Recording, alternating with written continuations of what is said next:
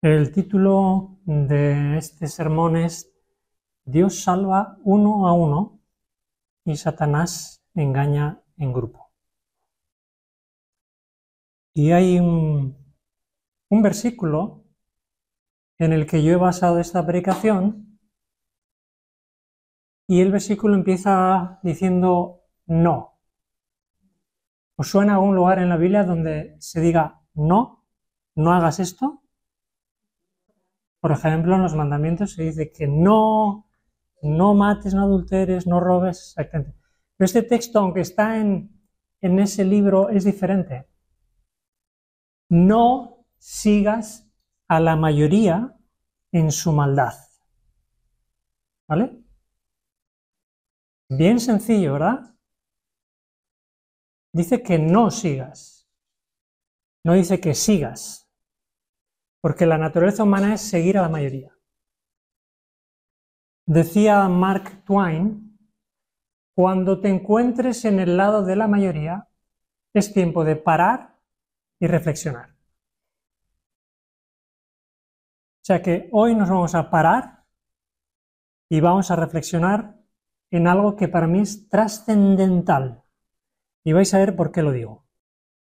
Cuando una persona va a un campo de fútbol, no sale de casa pensando, voy a ir a insultar al árbitro, pero va al campo e insulta.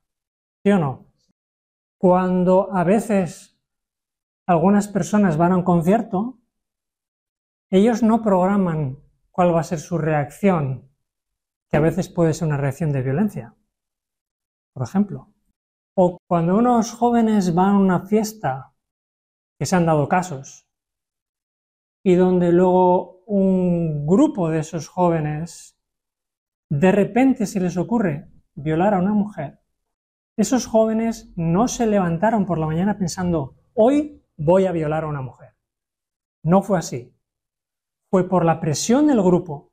El ser humano comete actos que están fuera de todo lugar. Podríamos dar muchos ejemplos, ¿no?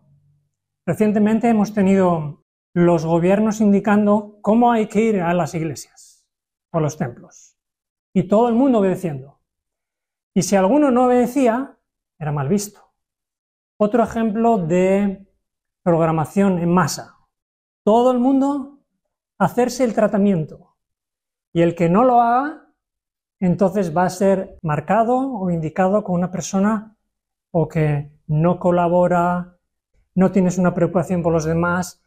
Las formas pueden ser muy diferentes, pero siempre detrás está la masa ejerciendo una influencia sobre la persona que le lleva a hacer cosas que no quería hacer.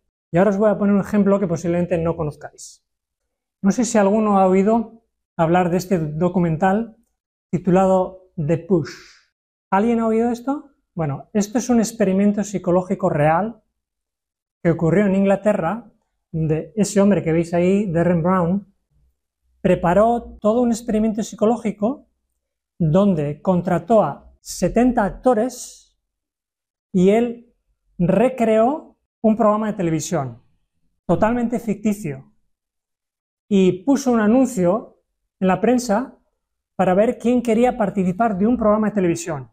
Los participantes creían que era real, pero él estaba experimentando con 70 actores.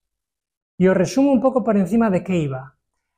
Ahí tenéis algunos de los 2000 que se apuntaron al programa de televisión porque querían participar, quizás querían que se les viera, querían estar ahí, y ahí estaban rellenando unos formularios de esos 2000. ¿De qué va todo? Que es toda una escena que los sujetos seleccionados no saben de lo que está ocurriendo. Prepararon toda una escena y se decía que en el programa de televisión estaban haciendo un programa para recaudar fondos, que las personas que estaban ahí eran millonarios y que había que tratarles muy bien, ¿vale? De las 2000 que se contactaron para querer participar sin saber en un programa psicológico, seleccionaron a 4. Y 4 personas entraron dentro del programa de televisión, pero no sabían que era todo un experimento. Esa es la palabra. Y ahí tenemos uno de los sujetos, este es otro de los sujetos, y aquí están dentro del programa.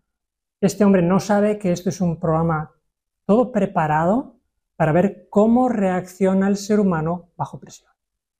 Y esta mujer no sabe que está dentro del programa, esta mujer rubia abajo, no sabe que está dentro de un experimento psicológico y le están llevando a un estado extremo emocionalmente, a tal punto que se recrea, uno de los multimillonarios se muere y el sujeto que estaba participando del programa tiene que ayudar a esconder el cadáver y participa escondiéndolo para que se suponía que le había dado un infarto.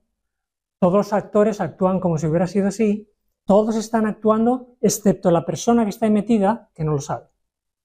Así que el supuesto muerto lo tienen que meter dentro del ataúd para que siga la fiesta, como si no pasara nada. Bueno, ¿qué ocurre? Al final de la historia, y os estoy resumiendo todo esto que dura 1 hora, se les dice a los sujetos que ya no es esconder un cadáver. Colocan el cadáver en la altura de un rascacielos y lo que esta persona tenía que hacer después de todo un proceso de engaño, al final lo que se le pedía a estos sujetos como a esta mujer rubia es empuja a esta persona y tírala por el rascacielos. De las 4 personas que participaron en el experimento, 3 empujaron a la persona rascacielos abajo. Esas personas no se levantaron ese día pensando en empujar a una persona y tirarla por un rascacielos de 20 o 30 pisos. ¿Qué es lo que ocurrió? Y algo muy interesante de este experimento, yo lo he visto, fijaros qué sutil es esto, ¿eh? ¿Cómo puede un ser humano que se levanta hoy, o esa mujer, llegar a este punto? Todo empieza en el proceso psicológico, porque esta persona, quien recrea esta escena, es una persona que sabe de hipnosis. ¿Sabéis cuál es el primer paso hasta que se llega aquí? Aquí. A las personas se les decía que tenían que ser parte del staff preparando el menú.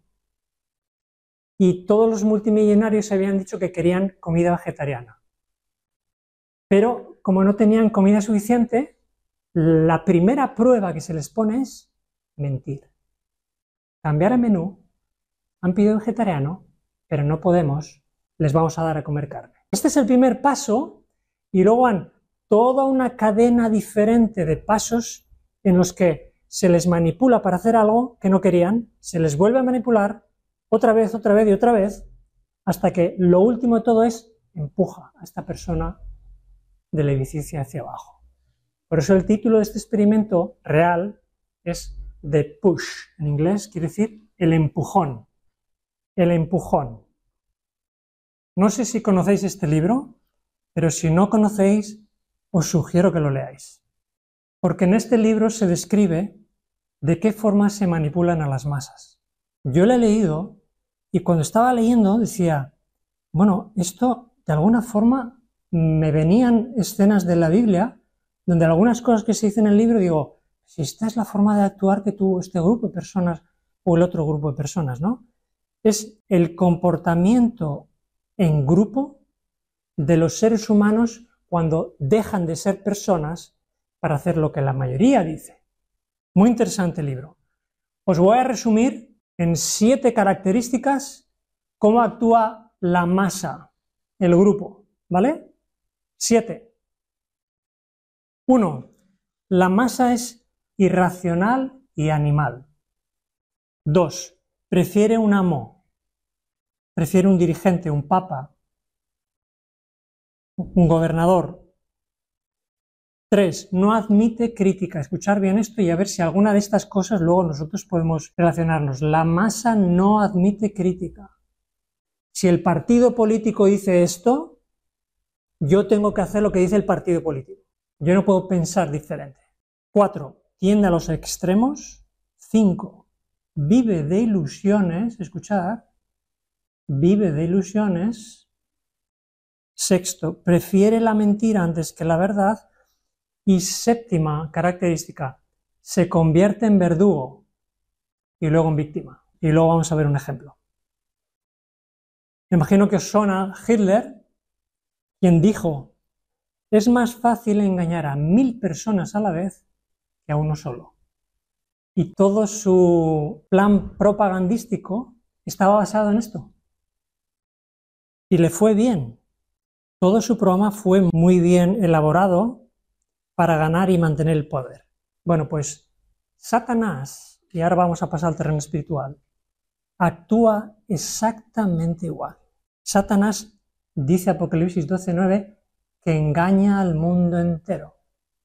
Y al mundo entero se le engaña en masa, en grupo. Y eso incluye al pueblo de Dios. Y ese es uno de los ejemplos que tenemos en la Biblia.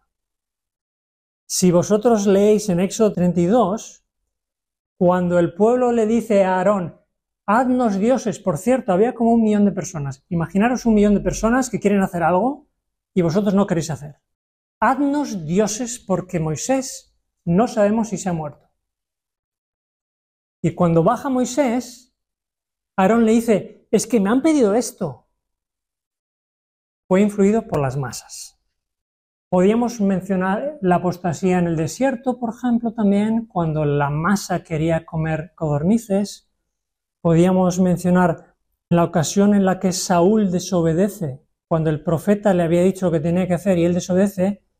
Cuando Samuel va a pedirle explicaciones, ¿os habéis dado cuenta cuál es la razón que Saúl da para haber hecho caso al pueblo? Dice 1 Samuel 15:24, porque temí al pueblo.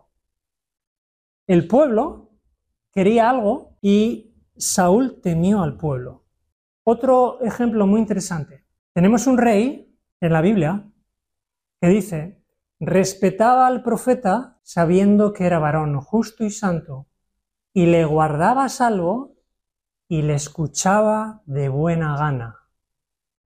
¿Qué rey en la Biblia escuchaba al profeta y le protegía? ¿Qué rey era? No he puesto la referencia con toda intención. Con toda intención. ¿A qué rey le agradaba escuchar al profeta de Dios? A Herodes. A Herodes le agradaba escuchar a Juan el Bautista, lo dice Marcos capítulo 6. Y un día Herodes, a quien le gustaba escuchar el Evangelio y tenía en estima a Juan, se levanta y piensa: hoy le voy a cortar la cabeza a Juan. ¿Fue así? No fue así. Dice Marcos: mató al profeta porque dio la palabra a quien se lo pidió. Viene a decir, tenía miedo del grupo. Él se había comprometido en público con un grupo y iba a quedar muy mal si él da su palabra y no la cumple. Y aquí tenemos el rey que le gustaba escuchar el Evangelio y que le corta la cabeza al profeta. Y ahora yo os pregunto, ¿y a vosotros os gusta escuchar el Evangelio? Y puede haber alguna circunstancia en nuestra vida que nos meta en tanta presión que nos olvidamos del Evangelio. Bueno, vamos a ver. Dice la palabra de Dios en Romanos 6:16: ¿no sabéis que si os sometéis a alguno como esclavo para obedecerle, sois esclavos de aquel a quien obedecéis, sea del pecado para muerte o sea de la obediencia para justicia? Dice: si os sometéis a alguien como esclavos. Nos sometemos como esclavos a todo aquel grupo que nos haga que no actuemos de forma individual, que cedamos a nuestros principios individuales por el grupo. Nos estamos haciendo esclavos, dice Romanos 6. En 1 Corintios 7:23 dice: no os hagáis esclavos de los hombres. Y os pregunto, ¿cómo podemos hacernos esclavos de los hombres? Pensarlo, porque hay muchos cristianos que son esclavos de los hombres. Podemos ser esclavos de una persona, pero podemos ser esclavos de un grupo de personas.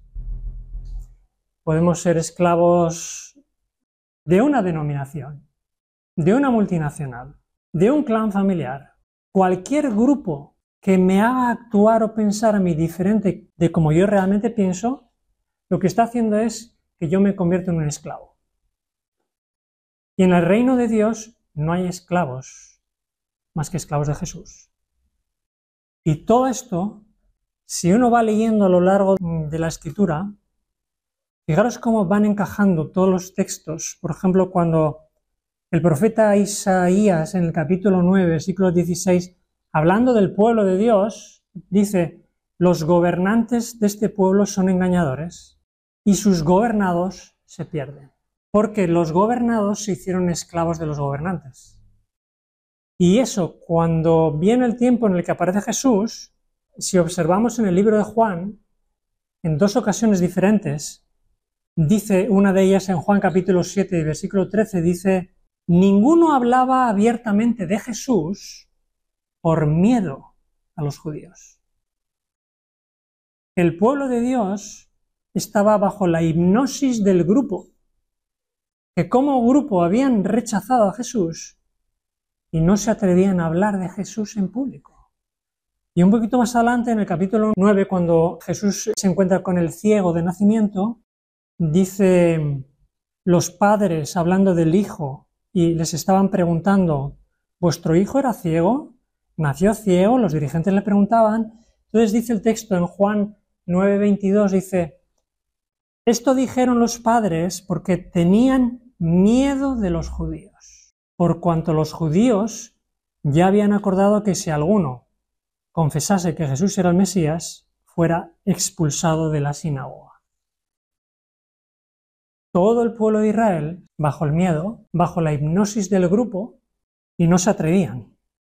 Y en el capítulo 12 de Juan dice acerca de los fariseos y de los gobernantes, habla y dice en Juan 12, 42, 43, aún de los gobernantes, muchos creyeron en él, pero a causa de los fariseos no lo confesaban para no ser expulsados de la sinagoga, porque, escuchad bien esto, amaban más la gloria de los hombres que la gloria de Dios.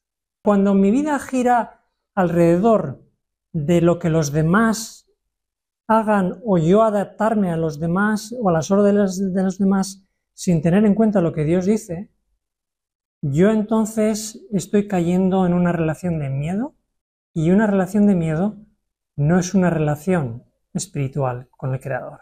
Y este pueblo, que primero se esconden por miedo para no declarar a Jesús hijo de Dios, cuando Jesús entra en Jerusalén, todo el mundo gritando Hosana. Y unas horas después, todo el mundo gritando crucifícalo, en cuestión de horas. Fijaros cómo cambian las cosas de un momento a otro. Cuando leemos un poco el detalle de los momentos en los que iban a crucificar a Jesús, yo tengo aquí anotadas por lo menos 5 veces diferentes. Dice, por ejemplo, en Lucas 23:13, los principales sacerdotes y gobernantes y el pueblo gritaban para que fuese crucificado. En Marcos 15:11 dice, los principales sacerdotes incitaron a la multitud para que les soltase a Barrabás. Otra vez la multitud, la masa siendo manipulada. Y si seguimos leyendo en Marcos 15, 13 y 14, 2 veces el pueblo dice crucifícale, crucifícale. Lo repite en Mateo 27, su sangre sea sobre nosotros. Estaban ya completa enajenación mental. Y por último, escuchar bien cómo coincide con el control de las masas que hemos hablado. No tenemos más rey que el César. Todo lo que eso que yo os he presentado en la primera parte de la manipulación de las masas se dio literalmente en el pueblo de Dios tal cual, hasta llevar a Jesús a la cruz. No eran conscientes, había ocurrido históricamente por siglos, llega Jesús y las masas fueron los que llevaron a Jesús a la cruz, dirigidas por sus representantes.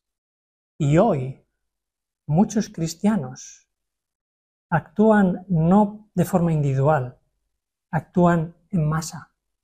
Muchos cristianos van al templo como iban los creyentes del pueblo de Dios, en masa. Muchos de ellos puede que se sientan más protegidos o más acompañados, o les guste más el templo porque es más bonito, pero esa actitud de ir en masa donde va la mayoría, no donde están los principios, es seguir el ejemplo del pueblo de Israel. Exactamente igual. Como decía el título de la predicación, Dios salva uno a uno, y por eso se nos ha dejado escrito que Dios es capaz de dejar 99 ovejas para ir a por una. Esa es la forma de actuar de Dios, uno a uno. En Lucas 15:4 lo podéis ver. Y a lo largo de la historia de la Biblia, observar que generalmente Dios actúa más a través de un individuo que a través de todo un grupo. Podríamos poner el ejemplo de Elías en el Monte Carmelo. Podríamos poner el ejemplo de Jeremías, al que se le dijo, vas a ir tú solo, ni aun tu familia te va a apoyar. Se le dijo a Jeremías, ni tu familia. Podríamos hablar de Daniel, como antes hemos mencionado, y todas estas personas eran dirigidas por Dios de forma individual. Ahora viene en la historia de esta humanidad, que va a terminar, el mayor acto en masa de toda la historia. Si lo de Jesús fue un acto con una repercusión mundial por lo que ocurrió, en cuanto al número, la mayor manipulación de las masas que va a haber la historia de esta humanidad está por ocurrir.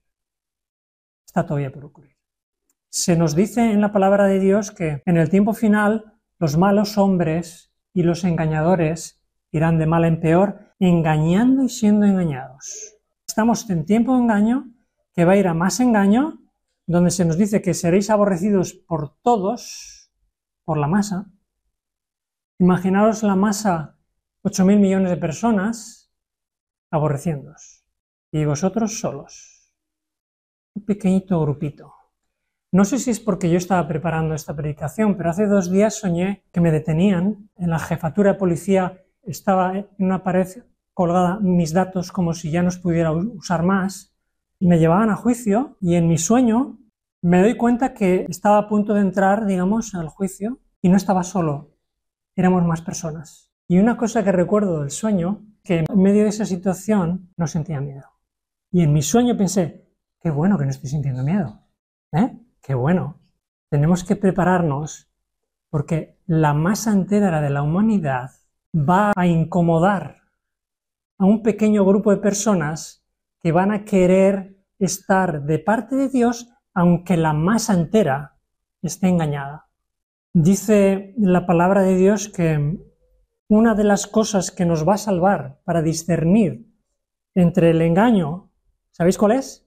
¿Qué es lo que dice Hebreos 5:14 que nos hace discernir entre el bien y el mal? ¿Qué nos hace discernir entre el bien y el mal? El alimento sólido a través del Espíritu Santo. El alimento sólido es la palabra de Dios.